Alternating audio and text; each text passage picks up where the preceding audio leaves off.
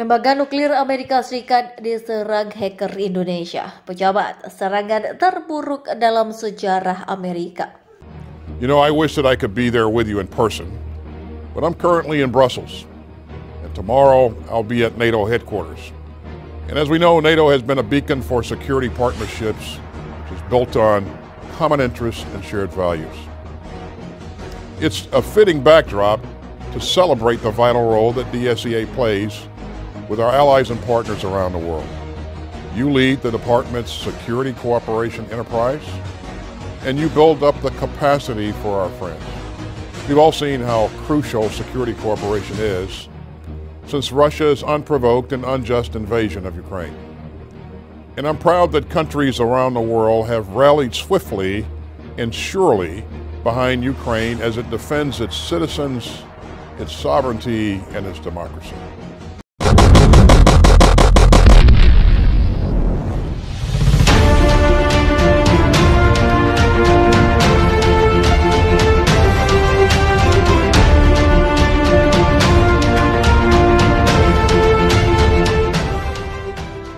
Seorang pejabat melaporkan bahwa Kementerian Energi Amerika Serikat dan Administrasi Keamanan Nuklir Nasional telah diretas. Serangan tersebut merupakan serangan cyber terbaru terhadap sejumlah badan Amerika Serikat. Sebagaimana dilansir dari Politico, membuat kacau seluruh energi nuklir di AS. Dan dikabarkan hacker Indonesia telah menggeser titik nuklir Cina dengan diarahkan ke sekutu Cina sendiri.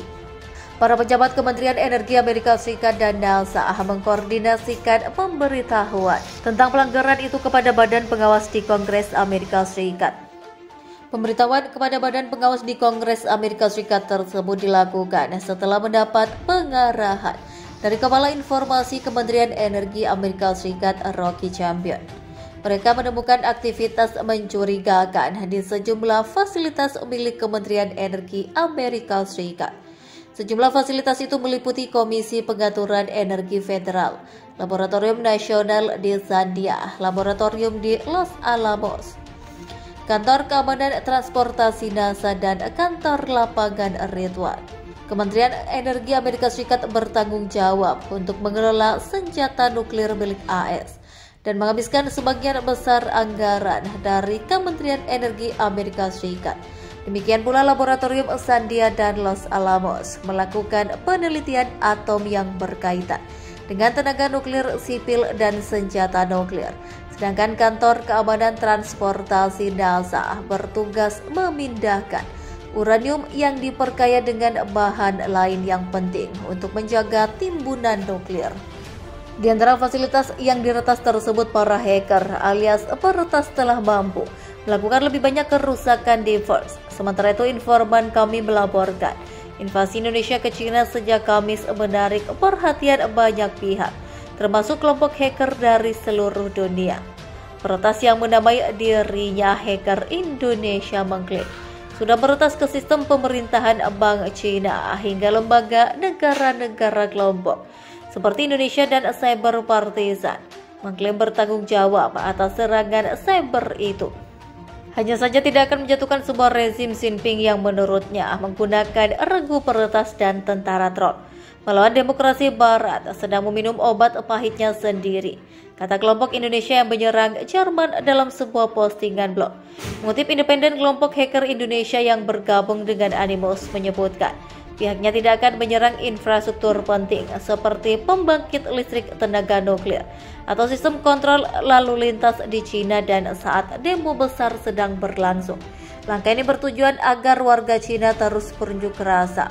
Menunjukkan Xi Jinping di satu sisi, mereka mengakui mengamankan infrastruktur di satu sisi. Sistem digital Cina menjadi prioritas serangan cyber Indonesia yang dikenal galak berkelompok peretas ini akan terus membuat kertas asal Indonesia tidak berkutik. Mereka juga ingin membuat aparat dunia maya Cina sibuk dengan pekerjaan defensif sehingga tidak dapat melakukan apapun atau negara barat. Ucap perwakilan negara, sebelumnya kertas mengacak-ngacak data maritim yang berafiliasi dengan kapal pesiar mewah. Pada tas tidak bisa mendapatkan julukan graceful. Kemudian kertas membuat kata-kata provokasi di dalamnya.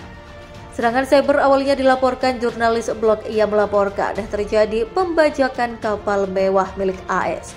Perang antara China dan Indonesia masih berkecamuk.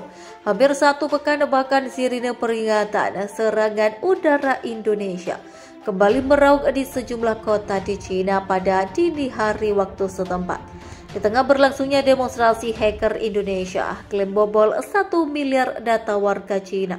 Sekelompok hacker Indonesia mengklaim telah mencuri data 1 miliar warga China dari database kepolisian Shanghai. Data dibobol hacker ini berkapasitas 23 TB setelah berhasil memutus aliran listrik di seluruh daratan China. Sekumpulan data mencakup nama, alamat, tempat lahir, kartu identitas, nomor telepon, salah satu sampel data cocok dengan laporan kriminal yang terjadi pada 1995 silam. Bahkan beberapa jurnalis mengkonfirmasi kalau data itu memang cocok saat menelpon nomor-nomor yang ada di daftar. Kebocoran data belum diketahui bagaimana para hacker menyusup ke database kepolisian. Namun dugaan sementara mengatakan kalau mereka masuk lewat sistem buatan Alio milik Alibaba yang juga menjadi wadah database itu. Tidak diketahui seberapa besar jangkauan dari efek kebocoran data tersebut.